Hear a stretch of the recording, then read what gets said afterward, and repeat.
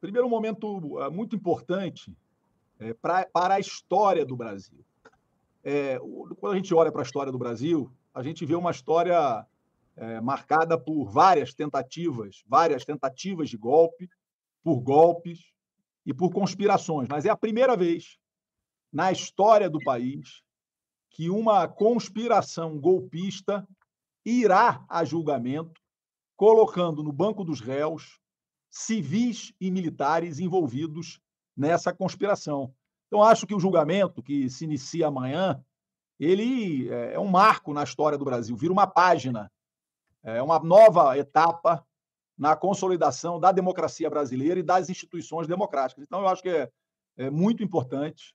Eu não tenho dúvida nenhuma que vão todos virar réus e que responderão pelos crimes praticados contra a democracia brasileira. Não há precedente na história do Brasil de acampamentos que pregavam claramente o rompimento institucional instalados na frente dos quartéis generais do Exército pelo país.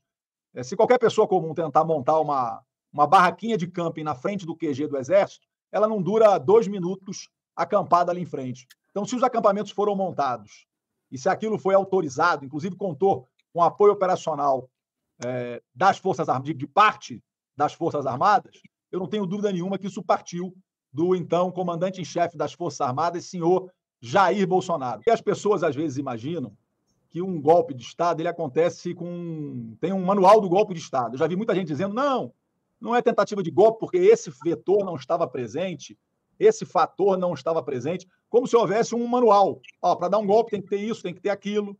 Quer dizer, quando você olha para os golpes de Estado, quer dizer, existe um sentimento originário, existe um comando político, e as coisas vão se desdobrando no desenrolar dos acontecimentos. Eu tenho andado muito aqui pelo Distrito Federal e eu não vi nenhuma dona de casa, nenhum trabalhador falando ou comentando ou debatendo essa questão de anistia. Essa é uma pauta restrita às bolhas políticas, quer dizer, não é uma pauta que conseguiu conquistar amplo apoio popular.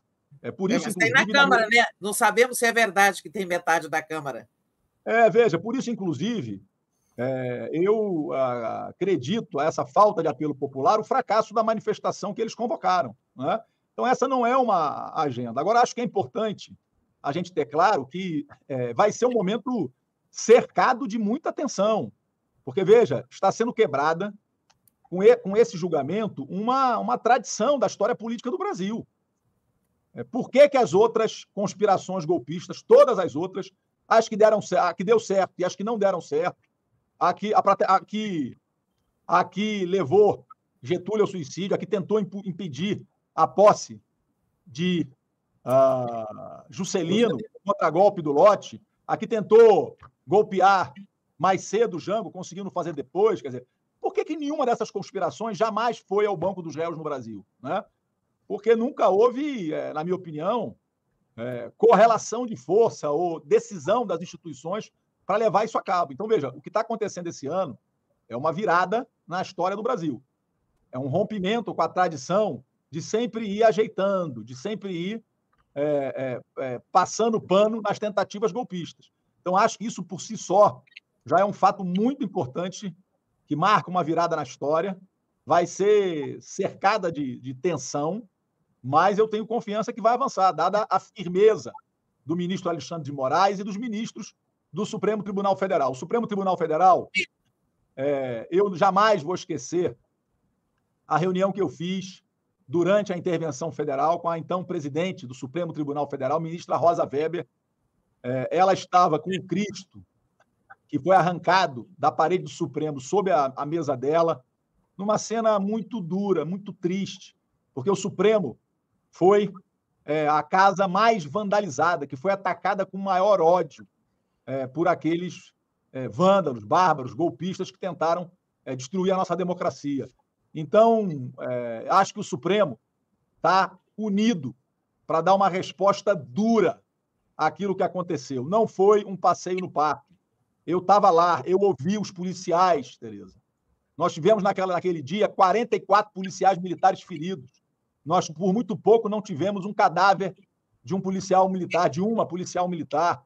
Ali, entre os manifestantes tinham homens treinados, preparados, com conhecimento de tática de combate, com conhecimento de tática de guerrilha, homens com rádio, com equipamentos, homens treinados. Eu ouvi isso dos policiais militares. Eles me falaram, Capelli, nós já temos experiência de enfrentar manifestações muito maiores. O problema dessa manifestação é que tinham ali homens profissionais, treinados entre eles.